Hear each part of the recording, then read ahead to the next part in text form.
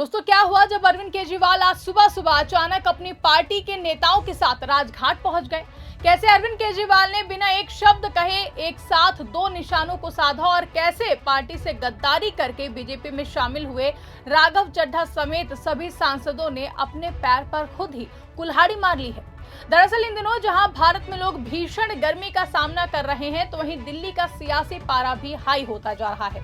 एक तरफ जहां आम आदमी पार्टी के राष्ट्रीय संयोजक अरविंद केजरीवाल ने महात्मा गांधी के सत्याग्रह का रास्ता अपनाते हुए देश की न्याय व्यवस्था के खिलाफ बिगुल फूंक दिया है, तो वहीं दूसरी तरफ आम आदमी पार्टी छोड़कर बीजेपी में शामिल हुए गद्दार सांसदों को कड़ा मैसेज दे दिया है। इसी बीच केजरीवाल अब ऐसा खेल करने जा रहे हैं कि राघव चड्ढा अब बीजेपी में शामिल होकर बुरी तरीके से पछताएंगे और बीजेपी जो असंवैधानिक रास्ता अपना रही है वो भी लाइन पर आ जाएगी।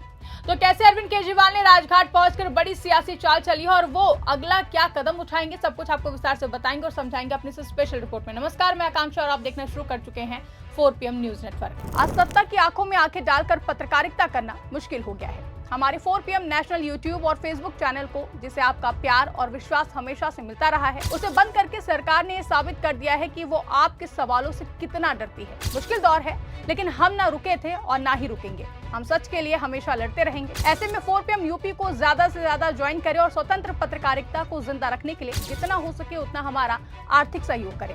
आपके सहयोग से ये जंग हम जीत कर रहेंगे। दोस्तों, इस देश में अक्सर नेता बड़ी बड़ी बातें करके भूल जाते हैं, लेकिन अरविंद केजरीवाल उनमें से नहीं है। वो जो कहते हैं वो करके दिखाते हैं। अब देखिए, न्याय की उम्मीद खो चुके अरविंद केजरीवाल ने कल ही ऐलान किया था कि वो जस्टिस समर कांता शर्मा का बहिष्कार करके सत्याग्रह के रास्ते पर निकल पड़ेंगे और आज ही केजरीवाल अपने सत्याग्रह के लिए राष्ट्रपिता महात्मा गांधी से आशीर्वाद लेने पहुंच गए। लेकिन यहाँ वो अकेले नहीं पहुंचे थे, बल्कि वो अपने साथ पार्टी के सीनियर नेताओं को भी लेकर गए थे। उन्होंने सुबह सोशल मीडिया पर इसकी जानकारी दी कि वो दोपहर 12 बजे मनीष सिसोदिया के साथ राजघाट पहुंचेंगे। इन दिनों चौतरफा संकटों से घिरे अरविंद केजरीवाल की इस सूचना पर मीडिया जमावड़ा राजघाट पर लग चुका था। तय समय पर अरविंद केजरीवाल जब वहां पहुंचे तो उनके साथ मनीष सिसोदिया, पूर्व सीएम आतिशी के अलावा बड़ी संख्या में पार्टी के नेता मौजूद थे। अब देखिए, अरविंद केजरीवाल की पहचान बहुत स्मार्ट राजनेता के रूप में होती है। वो कब क्या कदम उठाएंगे और उसके पीछे क्या राजनीति होगी और उनके विरोधी बस गेस करते रह जाते हैं, तब तक केजरीवाल अपनी अगली चाल चल चुके होते हैं। इसके साथ ही वो ऐसा कोई कदम नहीं उठाते हैं जिसका कोई मकसद ना हो। यही कारण है कि राजनीतिक जानकार अरविंद केजरीवाल के राजघाट जाने को एक तीर से कई निशाने साधने वाला कदम बता रहे हैं। उनका मानना है कि एक तरफ जहां केजरीवाल ने जज के खिलाफ अपनी लड़ाई को गांधीवादी रूप देने की कोशिश की है, तो वहीं दूसरी तरफ जिस तरीके से वो पूरी टीम के साथ राजघाट पहुंचे हैं, उसे एकजुटता का संदेश देने का प्रयास माना जा रहा है। दरअसल आम आदमी पार्टी में अब तक की सबसे बड़ी फूट का सूत्रधार बने राघव चड्ढा ने जब संसदीय दल में टूट का ऐलान किया, तो उन्होंने ये भी कहा कि उनके साथ भाजपा में विलय कर रहे 7 सांसदों के अलावा और भी नेता उनके संपर्क में है। ऐसे में माना जा रहा है कि केजरीवाल ने पूरी टीम के साथ राजघाट जाकर राघव चड्ढा को यह जवाब देने की कोशिश की है कि पार्टी उनके साथ खड़ी है। वहीं आम आदमी पार्टी सुप्रीमो ने कार्यकर्ताओं को भी संदेश देने की कोशिश की है और उनके मन में आशंकाओं को दूर करने का प्रयास किया है।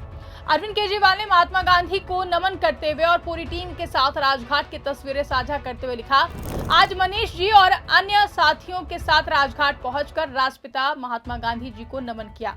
मेरी बापू से यही प्रार्थना है कि उनके दिखाए सत्याग्रह के मार्ग पर चलने के हमारे संकल्प को वो सदैव शक्ति दे।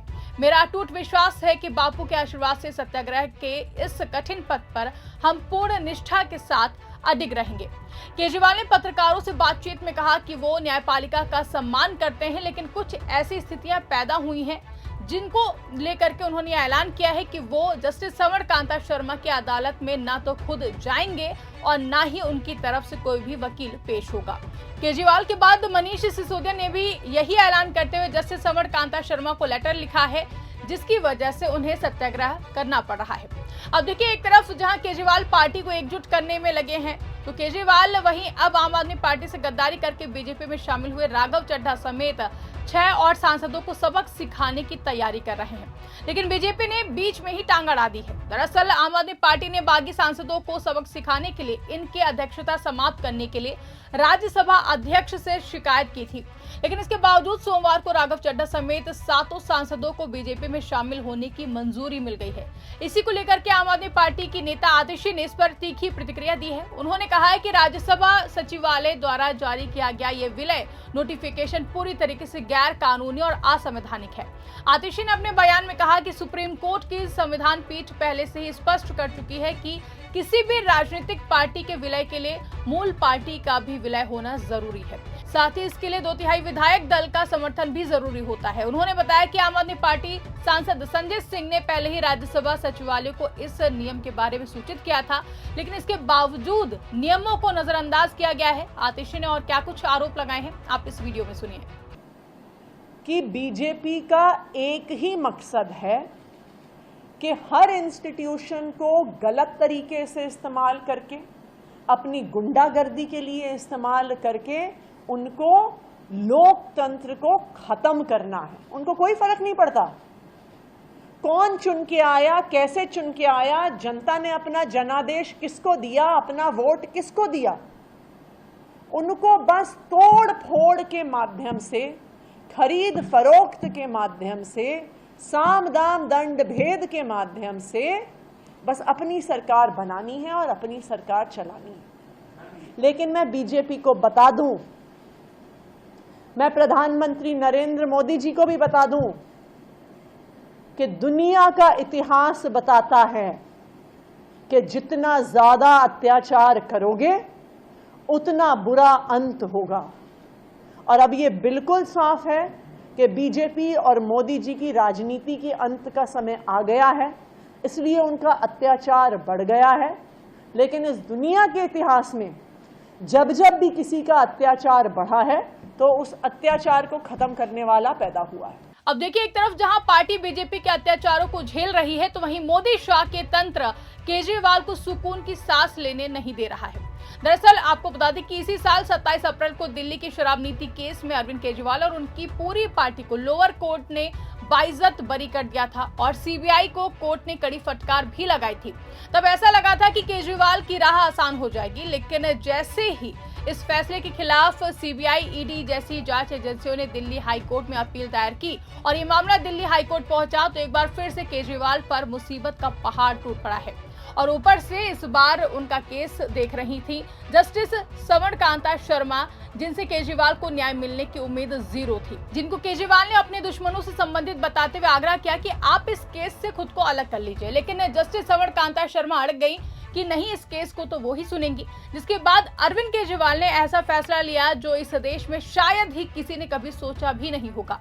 मोदी शाह का पूरा तंत्र हिल गया जब केजरीवाल ने यह फैसला लिया कि वो अब इस केस में जज सवर्ण शर्मा के सामने ना तो खुद पेश होंगे और ना ही अपने वकील को भेजेंगे, बल्कि वो महात्मा गांधी के सत्याग्रह के रास्ते पर चलकर पूरे सिस्टम को हिलाकर रख देंगे। अरविंद केजरीवाल ने आज राजघाट पहुंचकर सिर्फ श्रद्धांजलि नहीं दी है, बल्कि एक बड़ा सियासी संदेश भी दे दिया है। उन्होंने ये दिखा दिया है कि वो लड़ाई से पीछे हटने वाले बिल्कुल भी नहीं है, बल्कि उसे नए तरीके से लड़ेंगे।